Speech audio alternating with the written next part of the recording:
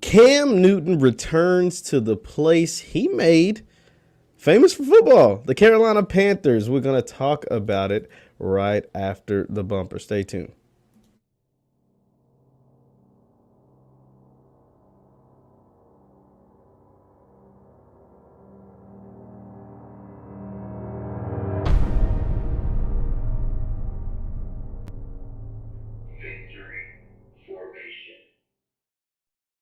Superman Cam is back where he belongs, in Carolina, as the Carolina Panthers announced that they have signed Cam Newton through the rest of the season. This is great news because the Panthers need a jolt at quarterback. Period. I understand Sam Darnold is hurt, but Sam Darnold, even without the injury, has been garbage. Let's just put it out there. And Cam Newton is what the organization needs. Cam Newton is what that city needs to give it some life, for the football program, because the football team looked like it was heading the right direction and looks like they have a lot of good pieces everywhere except the quarterback position.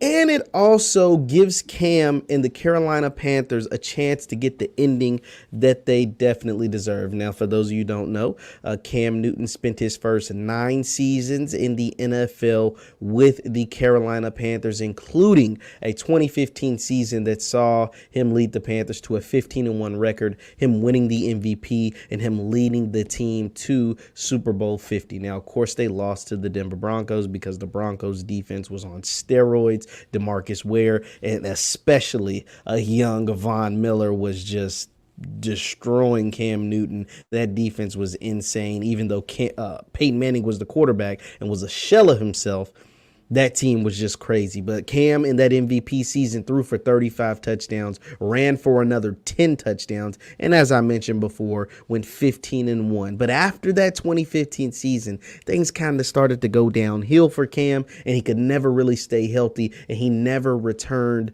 to that Cam Newton that we all love, that Superman Cam that set the league on fire from the time he stepped foot on a football field, hitting the pinnacle in 2015. Then obviously he spent a couple years in New England.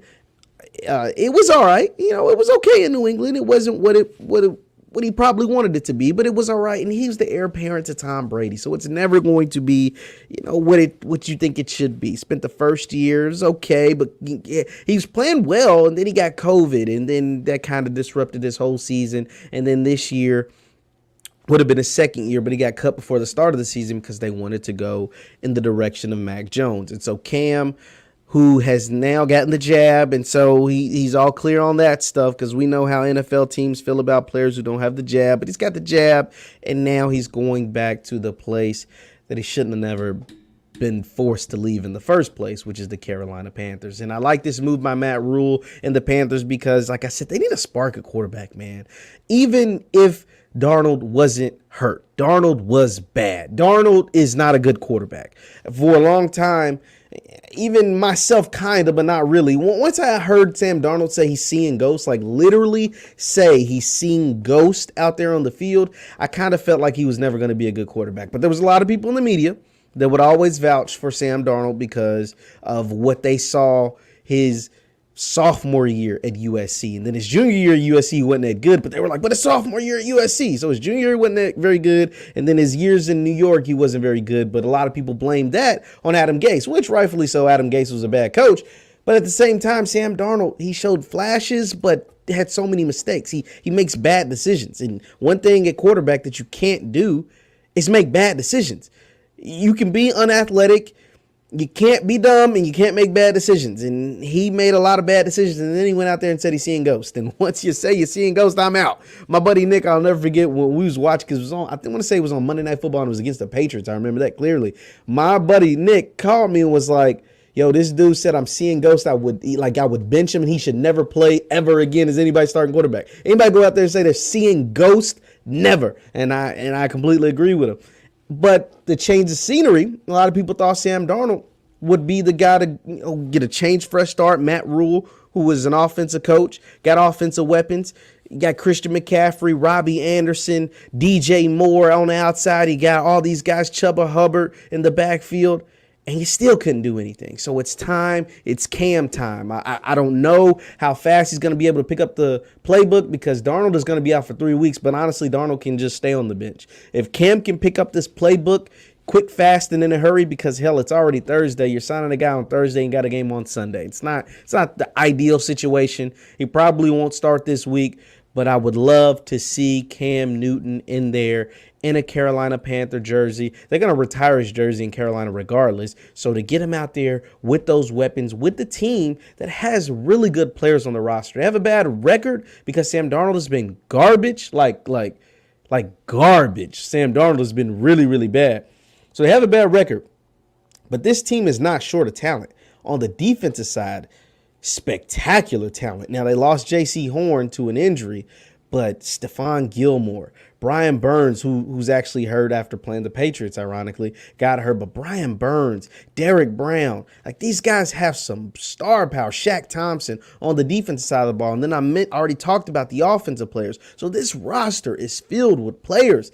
Get Cam acclimated to the language, the lingo, because offensive playbooks, NFL playbooks are just incredible or crazy.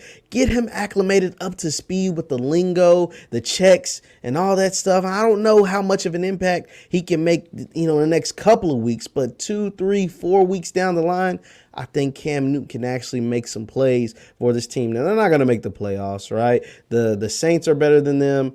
The Bucks in the division are better than them. And then the NFC is just nasty. Like, the NFC is super nasty. The Rams, Bucks, the Cardinals, like just nasty, especially at the top.